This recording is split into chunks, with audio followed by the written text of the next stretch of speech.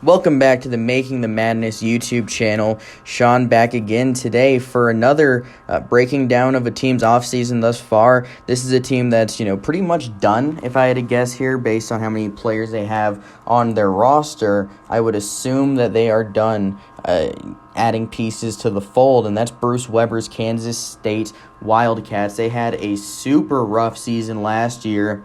It was not a good one. They lost to Fort Hays State, a Division II team, but they picked it up near the end of the season, finally being able to win some games. They knocked off Oklahoma, who made the NCAA tournament, even won a game in the tournament. Pretty impressive there to get that win. And then, they played competitive games. They nearly beat Texas. A Mike McGurl full court shot nearly went down. It didn't, and they ended up losing. But Bruce Weber got his guys to fight at the end of the season. They were the youngest team in the Big 12, and they ended up being the second worst team in the Big 12 behind Iowa State, who didn't win a single conference game. But now let's look into next season's team, and they have vastly improved. The only guys they lose is DeJuan Gordon, who transferred to Missouri. He was their leading rebounder last season out of the 4 spot at 5.5 boards a game. They lost Rudy Williams, who was a pretty highly touted recruit coming out of JUCO. He just never got into the fold this season. I think he could have definitely helped the team in a lot of different ways. They just never got him involved. And then you obviously have Antonio Gordon, who transferred to Southeastern Louisiana. So that's a tough loss to have there, because I think he has super high upside, but I think he's going to be a big-time contributor for Southeastern Louisiana. I like his game. I wish he would have stuck around for Kansas State, but now let's look at what Kansas State has in the fold. The starting five is going to look like Nigel Pack, who I think could easily be one of the best scorers in the Big 12 next season. He's really quick off the dribble. He's one of the best three-point shooters as a freshman last season, out of all freshmen, in my opinion. 40% from deep, was just lighting it up from deep. He went off quite a few different occasions and showed why he was, recruited by Kansas State in the Big 12. He wasn't a top 100 guy, just outside of the top 100, but he's going to be a major impact guy next season for Kansas State because of everything he brings to the table. You have a guy that can shoot threes. He's a solid on-ball defender. He's really athletic and quick. He's going to be a major piece next season. Could be an all-conference first-team kind of guy. Mike McGurl is utilizing his final season of eligibility, which is also the free year. He decided to come back. He's been around for quite some time, obviously. Already played 4 years. He was a key bench player for the team that made the Elite Eight a few seasons ago with Barry Brown, Xavier Sneed, Dean Wade, who was hurt during that run, I believe. But, that was a very solid team. He was a huge part of it. Off the bench, added some big-time buckets late.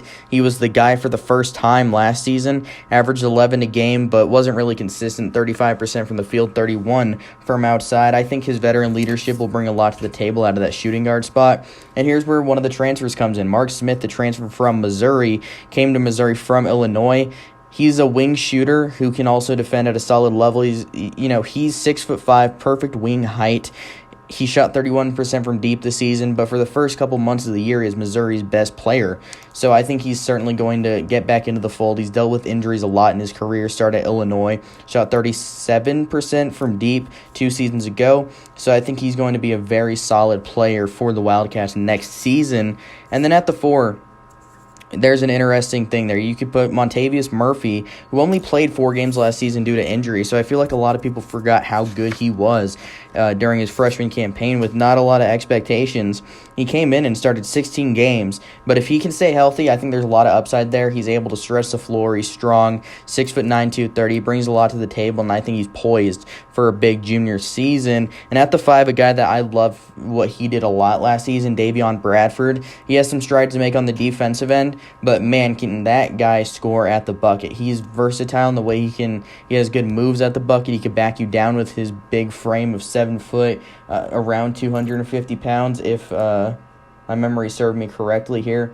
It is 250 on the dot. But Yeah, he was a very solid player last year, averaged 7 points a game and 4 rebounds a game. You'd like to see that rebound go up a little bit. He only averaged 0.4 blocks a game last season. Not exactly bringing the same block talent the way McCole Ween did the previous couple of years. I think he's definitely going to improve in a lot of ways on the defensive end just as he gets more acclimated to the game. But on offense, he's going to continue providing at a high level at the bucket.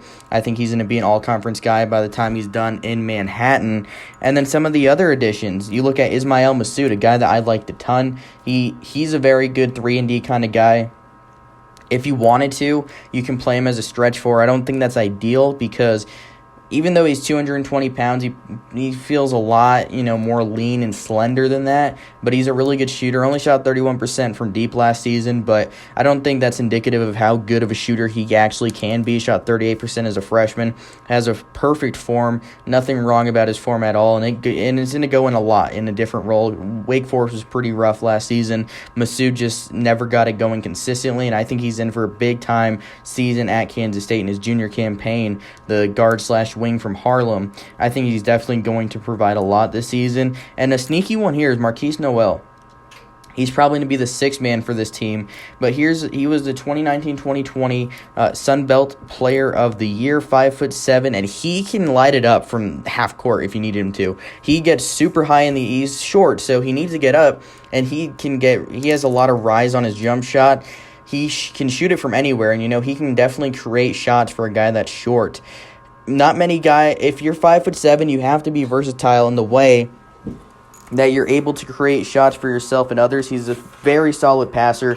He can be a bit turnover prone at times, and he can also be a little bit too shot happy. But every time he pulls up from 30 feet, it's one of those no, yes shots when it goes down because it's not one of those you want your players taking, but he has the innate ability to hit them.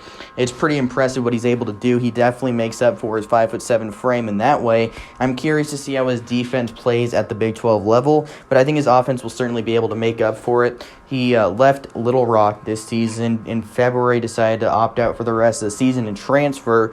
It was a big-time struggle for Little Rock. They were the preseason conference team to win it all in the Sun Belt. Ruat Manyang had a very good season. Marquis Noel was up and down. He dealt with some injuries, but he shot 37% from deep in his Conference Player of the Year winning season where he averaged nearly 20 a game. I think he's definitely in for a big-time season at Kansas State off the bench. He can average close to double figures, shoot close to 40% from deep, and I would not be surprised.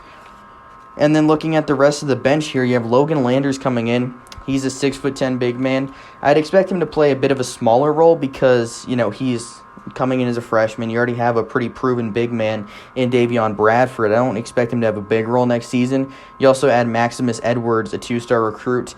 He's actually a 3-star recruit, but he's I haven't watched a ton of him, so I'm definitely gonna have to get more looks at what he brings to the table. But he's prototypical wing size at 6'5", 210. Like what I see there. But I can't really give much insight on what his game is because I really haven't seen him much. Selton Miguel is a guy I like quite a bit. He was a 3-star recruit last season. I think he's a guy that's going to be able to score off the bench at a high level and eventually spring into a starting role. I thought he'd have a much bigger season than he did. He kind of struggled this year, but he's a guy that can shoot it from the outside. He can make a lot of shots, and I think he's going to be in for a good season next year. But that's kind of the theme with this Kansas State team that we've noticed a bit here, is that they have a lot of guys that are certainly capable of being high-level shooters, but last season didn't do it. I mean, just off the top of my head, you have Selton Miguel, who I think could be a high-level shooter. He hasn't proven it at this level, so we'll have to see. Marquis Noel could be a high-level shooter, but he wasn't last season. Ismail Massoud wasn't last season, but he's shown that he can be. Same with Mark Smith. So that's 4 guys that have shown ability to be high-end shooters, but just for whatever reason struggled last year. I certainly think we're going to see a bit of the regression to the mean, or progression to the mean, I guess, would be the saying there. I think we're going to see them go back to more so what they are. If all 4 of those guys shot 35+% from deep, I would not be surprised. And that makes Kansas State certainly a dangerous team with the paint presence of Davion Bradford. You also return Keaso Iziagu. See, that's a tough name to pronounce, I'm not going to lie. That's a tough one to pronounce, but he's going to provide solid bench minutes. Siri Lee is also going to come off the bench a bit. and Luke Kazubke is going to come off the bench a little bit. But with all the transfer additions, I wouldn't be surprised to see some of those guys get some smaller roles, a few of the guys I just mentioned, because they've added so many key players that'll come off the bench and provide at a high level.